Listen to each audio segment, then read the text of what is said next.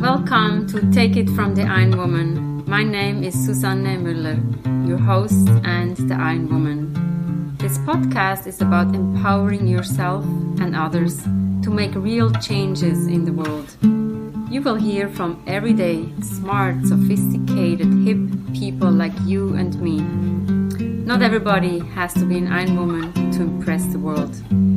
Together, we will learn from the sports and business leaders how you can become a more successful person as an entrepreneur or a leader. It's one step at a time, one day at a time. Take your steps now. Take your big steps now. Join me on this journey to success. Take it from the Iron Woman. We only have special guests, and today we go to Ireland. We have Val Quinn with us. And with me, it's always funny. I go to a conference, I see people, they have something special, and then I see the opportunity to invite them for the podcast. When you read Val's biography, it's like executive and life coach and business trainer, former managing director of the Coca-Cola Company, and she's an Ironman. And also she is currently writing a book here. We need to push her a little bit. Reimagining, rewiring, or retiring. She's also a global ambassador for Vital Voices in 2019 and continues to play an active role. What else do you do, Val? What haven't we said? Welcome to the podcast. Thank you for the introduction. I'm currently launching a business called Tilly.ie. Tilly is a business for executive coaching, also one-on-one personal coaching and what I call life management, life fulfillment, and then also some business training. Then I do a lot of pro bono work as well. So I'm on the board, for example, of Cricket Ireland. I'm very interested in sport and I wanted to get some board experience.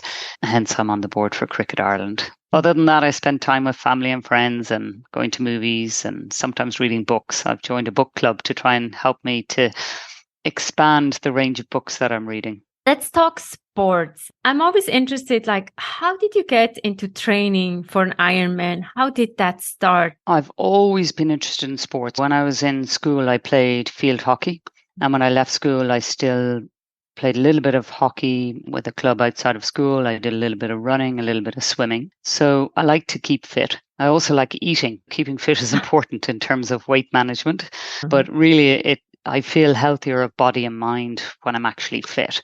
Years and years ago, I would say about 15 years ago, I had got unfit, I suppose, fallen out of being active and had put on weight. And I decided, what, I've always wanted to run a marathon. I challenged myself to run a marathon. I'm from Ireland. I live in Dublin. So I said, I'll do the Dublin City Marathon. I had no idea how to run a marathon. So I went into a bookshop and I bought a book about how to run a marathon and it gave a little plan. When I came out, I bumped into a friend from college and she said, oh, what are you doing? I said, I'm going to run a marathon. She said, no, you're not. My sister does those. They're really hard. There's nothing that makes me want to do something more than somebody telling me I can't. I went on and I ran the Dublin Marathon and then like that, got fit again, etc., etc. But then I was working with Coca-Cola, a company which I just left 2 years ago, and I was doing a global job and I was flying around the world and obviously early morning flights, late night flights, sometimes traveling at weekends to get to the destination because it was really a global job. And so it was sometimes difficult to fit exercise into my routine. Again, I fell out of the habit. So when I reflected on, well, what did I do before to get fit? I had done the marathon. I thought, okay, this is what I need to do. I need to build exercise back into my life.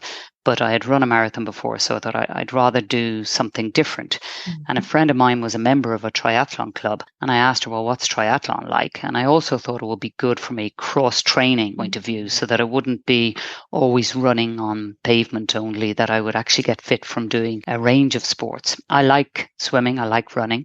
I'm not the best cyclist in the world, but obviously I know how to ride a bike. So that's how I ended up getting into triathlon. I did a couple of what they're called try, which is basically trial triathlons, short triathlons, just to try it out and see what I thought. I was absolutely rubbish, coming like second last and third last, but I enjoyed it. And so I thought, okay, I'm going to give myself a challenge and set the goal of a half Ironman in a place called Dunleary, which is about 8 miles south of Dublin city centre. It's where I was born. And it's known as the, I think, second or third toughest half Ironman in the world, because the cycle is actually very tough. It's up into the Dublin mountains. You've got the first 45 kilometres. You cycle 90 kilometres in a half Ironman. First 45, 50 kilometres is uphill. It's not a fast cycle, but on the way back down is fun. That's how I ended up getting into triathlon in the first place. And once I'd done the half Ironman, I kind of thought, well, who does a half of anything really? Now I need to do a full Ironman. So I set about doing a full Ironman. But I know, Suzanne, you've done a full Ironman, haven't you? Yes. It's not really just double a half. It's actually a totally different race in terms of how you train and the commitment that is required. Yes. I did the half Ironman while I was still traveling around the world. You can do that and manage a job as well as the training. You won't have much other life other than that, really. No. But in a full Ironman, you really need the commitment for a number of months. And I would say 6 to 7 months in reality if anybody is thinking of doing it. But it's a fantastic journey in terms of what you learn and the friends that you make, how fit you feel, really bringing a lot of those learnings even into business life as well. I can highly recommend it. Just don't underestimate the commitment. It's almost a year you sign up, because I remember I always wanted to do it. And I have a dear friend who has done 18 Ironman in Lake Placid. Oof. Lake Placid in New York was obviously the easiest to get to for me at that point. I did volunteering 1 year. Basically, you're prepping yourself mentally a year before you go to the start line. And when I signing up was easy. I gave them the credit card, but then I had to sit down and kind of like, this is real. Now it starts. It's, at least for me, it was a whole year mentally. I wouldn't recommend anybody to go from couch to full Ironman. No. I think you need to have done other races so that, to your point, you can be mentally prepared. I had run the Dublin Marathon many years before, so I understood, okay, well, what's it like running a marathon? What happens when you get tired? How do you keep yourself going? What's the enjoyable bits? What are the challenges on the day? Or what are possibly things that can go wrong? For a marathon, I just bought a book and went out and did it.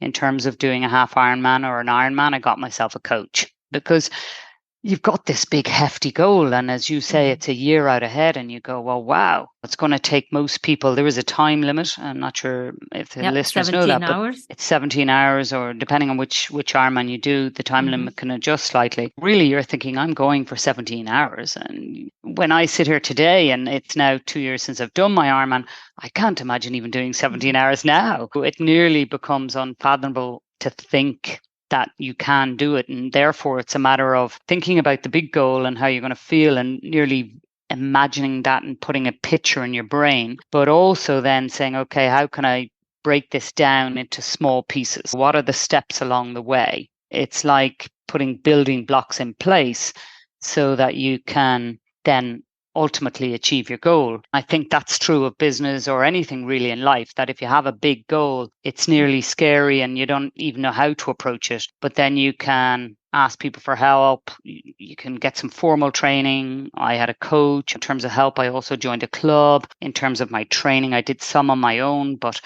within the club, they gave great swimming training, swim techniques. There was about 4 people in the club, and we used to cycle together on a Sunday. And I am not an early morning person, but these people used to like to get up at 6 and get the cycle done by 10 or 11 in the morning, which meant it wasn't taking your whole day. You still had time for family and other things. Here I was getting up at 6 o'clock to go for a long cycle on a Sunday. You just adjust what you do, but then you get the support network. If I wasn't meeting those people at 6 o'clock in the morning on a Sunday, there's no way I'd be out of bed. I'd be lucky if I got my long cycle done at all. That's exactly what it is, or people don't understand. So they only see that one day.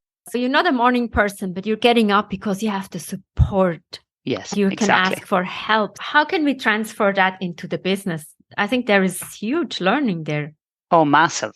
When you approach a business plan, I worked with Coca-Cola for 17 years. We would write what was called an LRP, which is a long range plan, generally a 3-year plan. And then you would look at your annual business plan, which is your 1-year plan. When your journey to 3 years, you then break that down into annually, what do we need to do to get to reach our 3-year goal? And then within your year, you're then breaking it down by quarter, and then you're breaking it down by month. This is the same as you mentioned. You really need a year for Ironman. By the time you pay, make sure that you've all got all the right equipment in terms of the bike's probably the most expensive part, but a decent wetsuit, running shoes. You need to look after your feet and your joints when you're running. So it's quite an investment. And then I also got some help in terms of nutrition, fueling the body, as well as a coach to give me a plan. In that plan, how you built it up slowly. And that's then, I would say, with business, what you do as well. You have your plan, you break it down, firstly from your long range into your annual, then into your quarter, and then into what do I have to do this month. You have your budget around that. And then a lot of the time, you may need some training. Your team may need some training. For example, we wanted a digital strategy in Coca-Cola, and digital was all very new. It's a bit like AI now. You don't know that. So you have to bring in the experts to train you, and the experts will train and coach you, and then you can take it on board yourself to enhance your own plan around it and deliver on that plan, and putting in what we call KPIs, which were key performance indicators. In business, we would look at our KPIs monthly, sometimes weekly, but generally monthly, and then quarterly. Then if you're off track, what can you do to fix that? It needed regular review. If you're doing an Ironman, you do regular reviews as well to see, well, how am I doing? Is if I'm a good runner and I can run 5K, well, let's say it used to take me 40 minutes. Okay, well, really, is it now taking me 30 minutes? Or how am I improving my technique? Because if you're running and you're running with your feet close to the ground, you're leaving more energy in the ground. Whereas if you lift your legs higher, you'll get more momentum. It's little techniques that people can tell you that you wouldn't otherwise know. I remember when I bought my bike, when you're looking at what tools you should buy, again, you look to the experts in business. If you were looking to buy a finance tool, for example, you might ask other people, well, what finance tools do they use and why, and what are the capabilities, and what are things that are good or not so good about a certain tool. It's the same with Ironman. I went to buy a bike and I went in and I said to them, oh, my goal is to do an Ironman. They were, what Ironman? I said, well, Barcelona. And they ultimately Barcelona. They were like, oh, right, okay. Well, this bike would be great for you. I thought, fine. But of course, I told you that I did Dunleary half Ironman first. Barcelona is a relatively flat course. Dunleary is extremely hilly. Where I was training on these hills, and I was finding it nearly impossible to get up these hills. And I was seeing these people passing me by, and I was thinking, how come they can pass me by? They're making it look easy, and yet I'm finding it so difficult. I went back to the bike shop, and I explained, I'm finding it really hard to get up these hills, and I don't think I'm that unfit. They said, oh, well, you told us you were doing Barcelona, which is relatively flat, which therefore we had this cassette at the back. Whereas actually when you're doing hills, you need 2 more gears, in which case you change out your cassette. Of course, I didn't know that. You don't know what you don't know. Yeah. It's like in business, you don't know what you don't know. It's only through talking to people that you'll know. Then, of course, I got a new part for my gears, and then I was able to cycle up the hills. I was making it hard for myself but sometimes you don't know what questions to ask. And that's why it's important to reach out to people who've either done it before or experts in the field so that you can get some advice. I think that's true of business as well. The other thing when you're training, a lot of people start with, say, couch to 5K.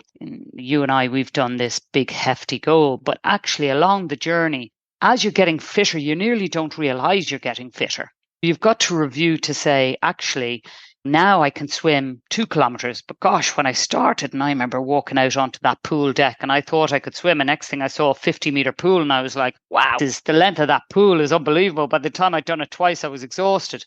Now here, all of a sudden, I was doing 10 lengths of a 50-meter pool was the warm-up. It's only by reviewing that you realize how far you've come.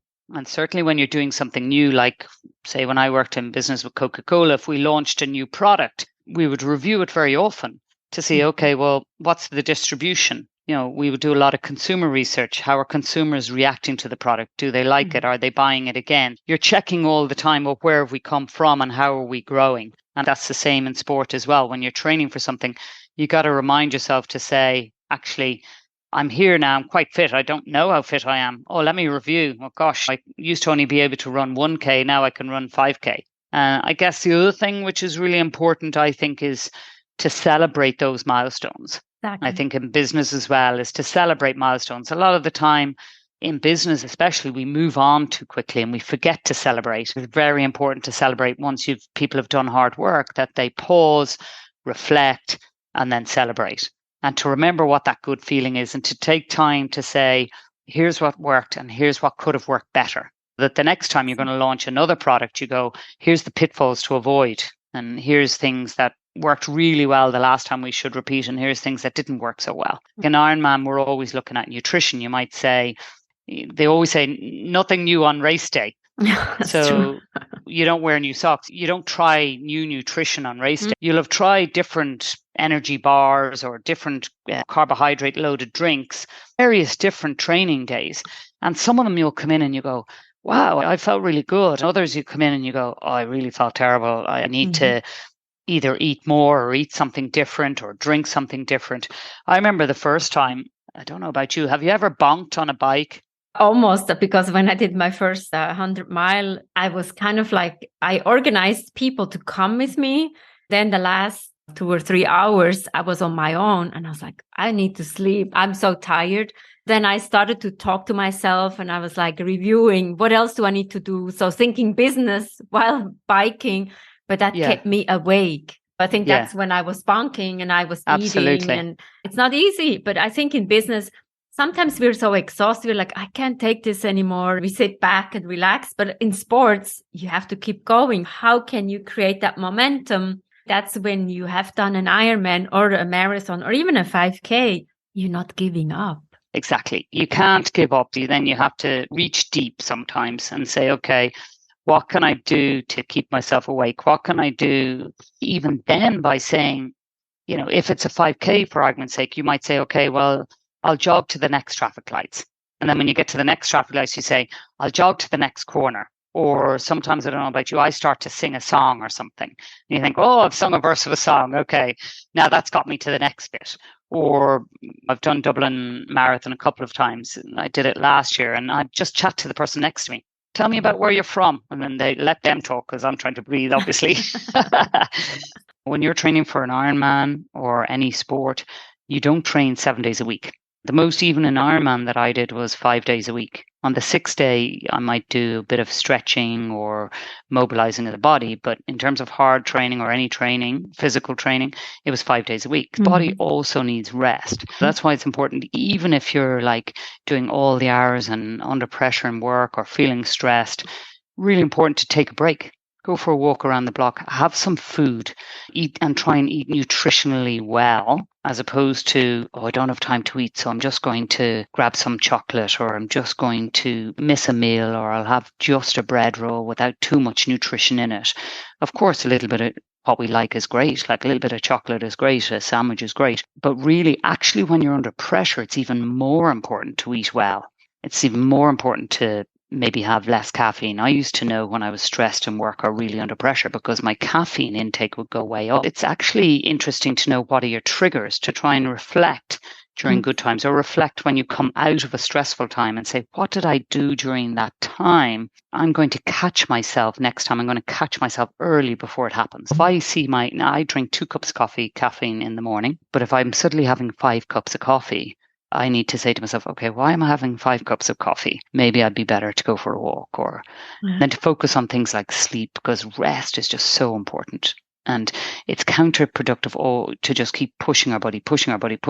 Yes, we've got to push through sometimes a long day or a big meeting or something like that. But actually on regular work days, regular work months, years, etc., we definitely need our breaks. We need to take a minimum 2-week holiday once a year. 1 week or a couple of days here and there isn't enough to restore our body and our mind. We get so much insight. Thanks a lot. What a lovely conversation from one Iron woman to the other Iron woman. What are you taking away? Let's check the business. Let's check your update in sports. There are many parallels. Take it from the Iron Woman. We have episodes every Monday. Don't miss out. There's interesting people. You can learn and grow with them. Ask questions if you want to. Reach out to us. Take It from the Iron Woman is also the book, Global Business Coaching with Sports Parallels. Order it in your local bookstore or download it.